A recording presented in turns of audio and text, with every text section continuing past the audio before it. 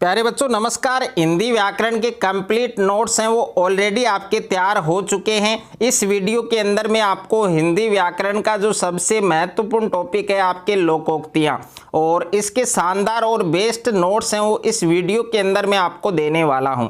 अगर आपने इस वीडियो को कंप्लीट देख लिया तो इसके अलावा आपको जो हिंदी व्याकरण में जो लोकोक्तियाँ हैं वो आपको नहीं पढ़नी पड़ेगी, क्योंकि इस वीडियो के अंदर मैं आपको सबसे महत्वपूर्ण लोकोक्तियाँ बताने वाला हूं जो आपके एग्जाम में पूछी जाएगी।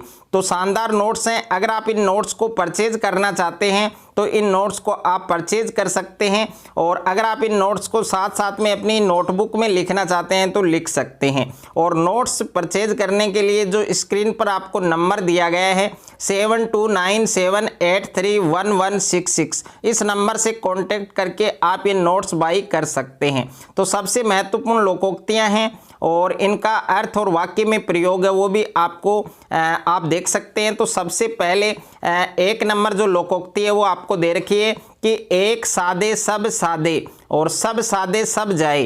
तो इस लोकोक्ति का जो अर्थ है वो क्या होगा, मूल कार्य की ओर ही ध्यान देना चाहिए। और वाक्य में प्रयोग है वो आप देख सकते हैं कि आजकल के युवाओं को एक सादे सब सादे सब जाए वाली बात समझनी चाहिए। एक समय में एक ही काम पर ध्यान दे तो सफलता है वो जरूर मिलेगी। और इसके अलावा भी आप वाक्य में अदर जो वाक्य है वो आप लिख सकते हैं।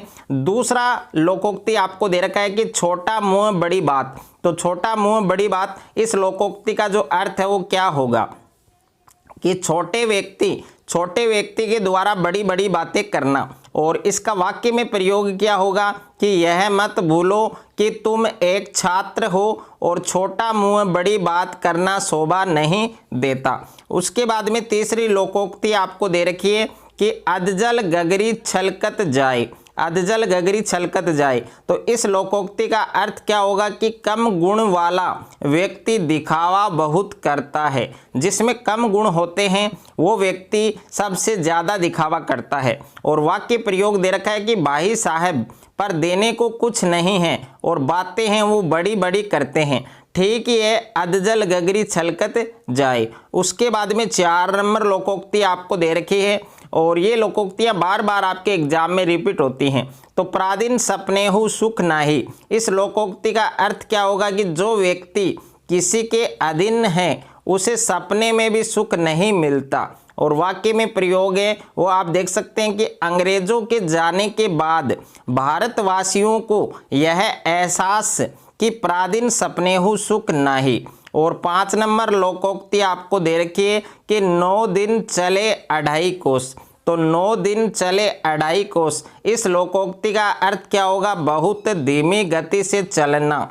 और वाक्य में प्रयोग है कि परीक्षा है वो नज़दीक है लेकिन वह अभी भी 9 दिन चले 2.5 कोस की चाल से पढ़ रहा है, उसे अपनी गति है वो तेज करनी होगी। उसके बाद में नेक्स्ट है आपके 6 नंबर लोकोक्ति आपको दे रखी है कि सूर समर करनी करही कहीं ने जनावही आपू। तो इस लोकोक्ति का अर्थ है कि सुयोग्य जो व्यक्ति है वो अपनी सामर्थ्य को काम करके और उसमें सफल होकर प्रकट करते हैं और अपनी योग्यता का वर्णन अथवा आत्म प्रशंसा करके नहीं। और वाक्य में प्रयोग है कि अरे तुम तो बस बातें ही बनाते हो, कुछ करके क्यों नहीं दिखाते। सच ही कहा गया है कि सूर समर करनी करही कहीं ने जाना वहीं आपू। उसके बाद में नेक्स्ट आपको दे रखा है 7 नंबर जो लोकोक्ति है वो आपको दे रखी है कि चुपड़ी और दो दो। तो चुपड़ी और दो दो ये काफ़ी बार एग्जाम में आ चुकी है, वेरी इंपॉर्टेंट है, सबसे महत्वपूर्ण लोकोक्ति है।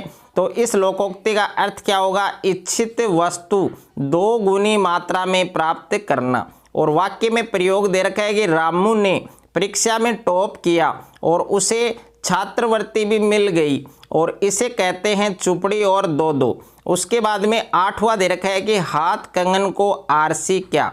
तो इस लोकोक्ति का अर्थ क्या होगा कि प्रत्यक्ष को किसी प्रमाण की आवश्यकता नहीं। और वाक्य में प्रयोग हैं वो आप देख सकते हैं कि गहने तुम्हारे सामने हैं। जो गहने हैं वो तुम्हारे सामने हैं, खूब परख लो, हाथ कंगन को आरसी क्या। उसके बाद में 9 नंबर लोकोक्ति आपको दे रखी है कि यथा राजा तथा प्रजा। तो इस लोकोक्ति का अर्थ होगा कि बड़ों का प्रभाव छोटों पर भी पड़ता है। और वाक्य में प्रयोग दे रखा है कि जब नेतागण ही भ्रष्ट हैं तो सामान्य जनता ईमानदार कैसे हो सकती है। ठीक ही कहा गया है, यथा राजा तथा प्रजा। उसके बाद में नेक्स्ट दे रखा है 10 नंबर जो लोकोक्ति है वो आपको दे रखी है, मान ने मान में तेरा मेहमान। तो इस लोकोक्ति का अर्थ है कि जबरदस्ती गले पड़ना। और वाक्य में प्रयोग दे रखा है कि जब वे तुम्हें अपना रिश्तेदार नहीं मानते तो तुम क्यों मानते हो। यह तो वही बात हुई कि मान ने मान में तेरा मेहमान। उसके बाद में नेक्स्ट है 11 नंबर जो लोकोक्ति है वो दे रखी है कि थोथा चना बाजे घना। इस लोकोक्ति का अर्थ होगा कि ओछा व्यक्ति अधिक डिंग हाँकता है। और वाक्य में प्रयोग दे रखा है कि चाचा बातें लंबी चौड़ी हाँकते हैं पर कर कुछ नहीं पाते, वह तो थोथा चना बाजे घना की तरह है। उसके बाद में नेक्स्ट दे रखा है 12 नंबर जो लोकोक्ति है वो दे रखी है कि जिसकी लाठी उसकी भैंस। तो इस लोकोक्ति का अर्थ क्या होगा कि शक्तिशाली ही विजय होता है। और वाक्य में प्रयोग है कि कैसा समय आ गया है, कमजोर की कोई नहीं सुनता, चारों ओर जिसकी लाठी उसकी भैंस, कहावत चल निकली है। और उसके बाद में 13 नंबर लोकोक्ति आपको दे रखी है कि छठी का दूध याद दिलाना या छठी का दूध याद कराना। तो इस लोकोक्ति का अर्थ है कठिन मेहनत करना। और वाक्य में प्रयोग दे रखा है कि अखाड़े में लड़ते समय श्याम पहलवान ने घनश्याम को छठी का दूध याद करा दिया। उसके बाद में नेक्स्ट है 14 नंबर जो लोकोक्ति है वो आपको दे रखी है कि घाट घाट का पानी पिए, घाट घाट का पानी पिए। तो इस लोकोक्ति का अर्थ होगा बहुत अनुभवी व्यक्ति। और वाक्य में प्रयोग दे रखा है कि उससे पार पाना कठिन है और वह तो घाट घाट का पानी पिए हैं। और उसके बाद में नेक्स्ट है 15 नंबर लोकोक्ति है कि उधार दो दुश्मन बनाओ। तो इस लोकोक्ति का जो अर्थ है वो क्या होगा, उधार देना संकट मोल लेना। ओके। और वाक्य में प्रयोग दे रखा है कि आजकल ग्राहकों को उधार दो और दुश्मन बनाओ। उसके बाद में देखिए 16 नंबर लोकोक्ति आपको दे रखी है कि ऊंची दुकान फीका पकवान। तो इस लोकोक्ति का अर्थ होगा दिखावा अधिक और वास्तविकता कम। और वाक्य में प्रयोग है कि आदमी तो बहुत तगड़ा है पर दिल चूहे का सा है, ऊंची दुकान फीका पकवान। उसके बाद में नेक्स्ट है 17 नंबर जो लोकोक्ति है वो दे रखी है कि ऊंट के मुंह में जीरा।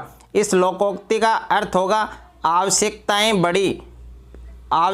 बड़ी पूर्ति नाम मात्र की। और वाक्य में प्रयोग दे रखा है कि यहाँ अकाल पीड़ितों के 200 शिविर लगे हैं और राहत सामग्री 50 शिविरों के लिए ही भेजी गई है और यह सहायता तो ऊंट के मुंह में जीरा साबित होगी। उसके बाद में नेक्स्ट है 18 नंबर लोकोक्ति दे रखी है कि एक चुप 100 को हराए। इस लोकोक्ति का अर्थ होगा मौन रहना अति उत्तम। और वाक्य में प्रयोग है तुम चुप रहो, सभी विरोधी अपने आप शांत हो जाएंगे क्योंकि एक चुप 100 को हराए। उसके बाद में 19 नंबर लोकोक्ति आपको दे रखी है कि खोदा पहाड़ निकली चूहिया। इस लोकोक्ति का अर्थ होगा अधिक परिश्रम पर परिणाम कम, यानी ज़्यादा मेहनत है उस पर जो परिणाम है वो कम मिलता है। तो वाक्य प्रयोग दे रखा है कि रात भर खजाने के लोभ में खुदाई की और निकले केवल 60 रुपये। तो यही हुआ ना, खोदा पहाड़ निकली चूहिया। 20 नंबर लोकोक्ति दे रखी है कि आप भला तो जग भला। इस लोकोक्ति का अर्थ होगा अच्छे व्यक्ति के लिए सभी क्या होते हैं, अच्छे होते हैं। और वाक्य में प्रयोग दे रखा है कि तुम्हें दूसरों से क्या मतलब, तुम तो अपना काम करो, आप भला तो जग भला। उसके बाद में नेक्स्ट है 21 नंबर जो लोकोक्ति है वो दे रखी है कि घर का भेदी लंका ढाए। तो इस लोकोक्ति का अर्थ होगा पक्ष वाले द्वारा विपक्ष के साथ मिलकर नुकसान कर देना। वाक्य प्रयोग दे रखा है कि पिता के पैसे न देने पर सलब ने चोरों से मिलकर अपने ही घर में चोरी करवा दी, घर का भेदी लंका ढाए। उसके बाद में देखिए 22 नंबर लोकोक्ति दे रखी है कि चमड़ी जाए पर दमड़ी न जाए, तो इसका क्या होगा, अत्यधिक कंजूस।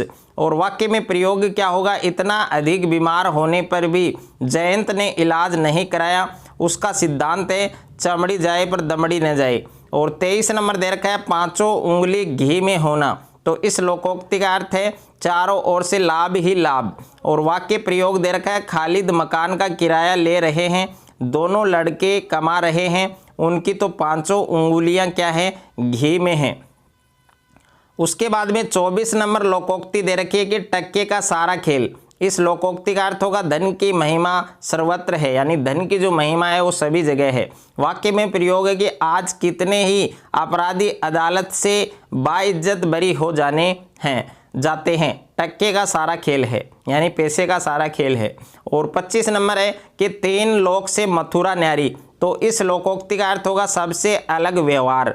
और वाक्य में प्रयोग दे रखा है कि अपने हरिशंकर को तो किसी से मतलब ही नहीं है, उसकी 3 लोक से मथुरा न्यारी। उसके बाद में 26 नंबर दे रखा है कि न नोमन तेल होगा, न नोमन तेल होगा, न राधा नाचेगी। इस लोकोक्ति का अर्थ है कार्य के लिए असंभव शर्त रखना। और वाक्य में प्रयोग दे रखा है संगठन की सदस्यता हेतु 25,000 रुपये शुल्क, न नोमन तेल होगा, न राधा नाचेगी। उसके बाद में 27 नंबर लोकोक्ति दे रखी है कि उल्टे बांस बरेली को, तो इस लोकोक्ति का अर्थ क्या है, विपरीत कार्य करना। और वाक्य में प्रयोग क्या है, मंत्री महोदय ने पहाड़ी क्षेत्र में बाहर से पत्थर मंगाने का आदेश दिया, भाई वाह है उल्टे बांस बरेली को। उसके बाद में नेक्स्ट है 28 नंबर लोकोक्ति दे रखी है कि करेला और नीम चढ़ा। इस लोकोक्ति का अर्थ क्या होगा, दूसरों को बुरी संगति मिलना। और वाक्य प्रयोग दे रखा है दुष्टों को बुरी संगति मिलना, वाक्य में प्रयोग दे रखा है कि एक तो वे पहले से ही झूठे और मकार थे, अब भ्रष्टाचारियों के साथ रहने लगे हैं, करेला और नीम चढ़ा, ये कहावत बन गई है। और 29 नंबर लोकोक्ति है कि घर की मुर्गी दाल बराबर, तो सरलता से मिली वस्तु का महत्व नहीं होता। वाक्य प्रयोग है कि वरुण की बहन पढ़ाती है लेकिन वह किसी अन्य से पढ़ने जाता है, यह तो घर की मुर्गी दाल बराबर वाली बात हो गई। उसके बाद में नेक्स्ट है 30 नंबर लोकोक्ति है कि मन चंगा तो कठौती में गंगा, अच्छे भाव वालों के लिए हर जगह क्या है, तीर्थ है। और वाक्य प्रयोग है हृदय अगर चैन में है तो घर में ही सुख शांति का अनुभव होता है, कहीं जाने की आवश्यकता नहीं, मन चंगा तो कठौती में गंगा। उसके बाद में 31 नंबर लोकोक्ति दे रखी है कि बावरे गांव में ऊंट आना, तो छोटी वस्तु के लिए अत्यधिक उत्साह दिखाना। वाक्य प्रयोग है कि जब पहली बार गांव में कार आई तो लोगों का उससे देखने के लिए तांता लग गया, मानो बावरे गांव में ऊंट आ गया हो। उसके बाद में 32 नंबर है कि मन भावे मूंड हिलावे, ऊपर से अरुचि दिखाना पर भीतर से क्या चाहना। और वाक्य प्रयोग है कि सच कहना तुम्हें रसगुल्ले अच्छे नहीं लगते, अरे मन भावे मूंड हिलावे। उसके बाद में 33 है आपके 33 नंबर जो लोकोक्ति है वो दे रखिए गुड़ खाए गुलगुलों से परहेज, तो व्यर्थ के नखरे दिखाना। वाक्य प्रयोग है कि सीता आम तो खाती है पर अमरस पीने में नखरे करती है, उसकी दादी ने झुंझलाकर कहा गुड़ खाए गुलगुलों से परहेज करें। और उसके बाद में 34 नंबर लोकोक्ति दे रखी है कि गोद में छोरा नगर में डिंडोरा, तो पास की वस्तु को भी न देखना। वाक्य प्रयोग है कि वे पूरे कक्ष में थैला तलाशते रहे जबकि थैला उनके हाथ में लगा था, यही हुआ न गोद में छोरा नगर में डिंडोरा। और उसके बाद में 35 नंबर लोकोक्ति दे रखी है कि आम के आम गुठलियों के दाम, तो इस लोकोक्ति का अर्थ क्या होगा, दोहरा लाभ। और वाक्य प्रयोग है कि हजारी प्रसाद ने 100 रुपये में 1 महीने तक अखबार पढ़े और आधी रकम की रद्दी बेच ली, आम के आम गुठलियों के दाम। उसके बाद में 36 नंबर दे रखा है कि आम खाने या पेड़ गिनने, तो अनावश्यक बातों में रुचि न लेना। वाक्य प्रयोग है कि कार्य कैसे हुआ, तुम्हें इससे क्या मतलब, तुम्हें आम खाने हैं या पेड़ गिनने। और 37 नंबर है कि तुरंत दान महाकल्याण, शुभ कार्य में देर है वो ठीक नहीं होती। वाक्य प्रयोग है कि प्रधानमंत्री रोजगार योजना में ऋण मिला है, धन मिला है, तो तुरंत कारखाना लगा लो, तुरंत दान महाकल्याण। तो लोकोक्ति वाला जो टॉपिक है इसके सारे नोट्स हैं वो ऑलरेडी मैंने इस वीडियो के अंदर आपको दे दिए हैं। अगर आपको ये नोट्स अच्छे लगे, अगर आपको ये वीडियो अच्छा लगे तो वीडियो को आप ज़्यादा से ज़्यादा शेयर करें, ज़्यादा से ज़्यादा वीडियो को लाइक करें, और चैनल पर आप नए हैं तो चैनल को आप सब्सक्राइब कर लीजिए और साथ में नोटिफिकेशन बेल को प्रेस कर लीजिए।